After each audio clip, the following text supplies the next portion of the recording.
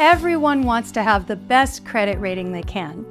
And if that rating happens to slip, it can be very upsetting. But what does it mean when America's credit rating is downgraded? Welcome to Economics Made Simple.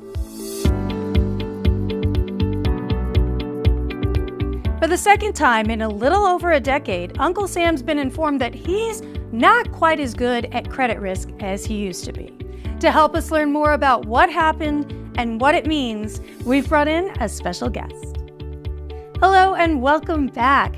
Can you please explain to us what it means when America's credit rating is downgraded? Of course, let's dive right in.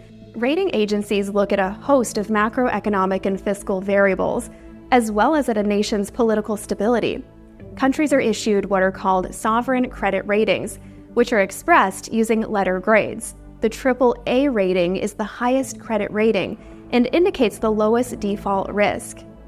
AA+, which is the rating the U.S. now has from Fitch, indicates very low default risk and a strong capacity for making good on financial commitments. Did Fitch say what led to its decision? Fitch highlighted 3 reasons for the downgrade: expected fiscal deterioration over the next 3 years, a high and growing government debt burden, and deterioration in standards of governance over the last 20 years. Among the many concerns specifically identified by Fitch include the constant debt ceiling standoffs over the last couple of decades, which Fitch says has eroded confidence in fiscal management. The agency also mentioned that the nation's high ratio of debt to GDP is a concern, as well as growing deficits at the national, state, and local levels. Have there been any significant consequences from the downgrade? That's a million-dollar question.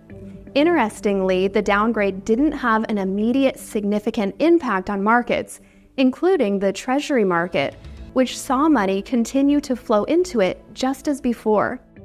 Experts say one reason the downgrade caused little obvious distress is because it did not reveal anything that we didn't already know. But that's not to say the downgrade is without significance.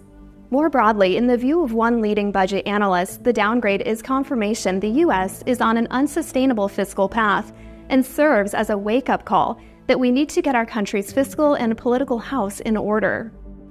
Well, that makes sense. This is something we should probably keep our eye on then.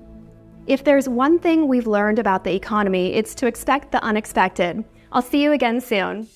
Well, that's all for today's lesson. If you enjoyed this video, please don't hesitate to hit the subscribe button and watch for more Economics Made Simple.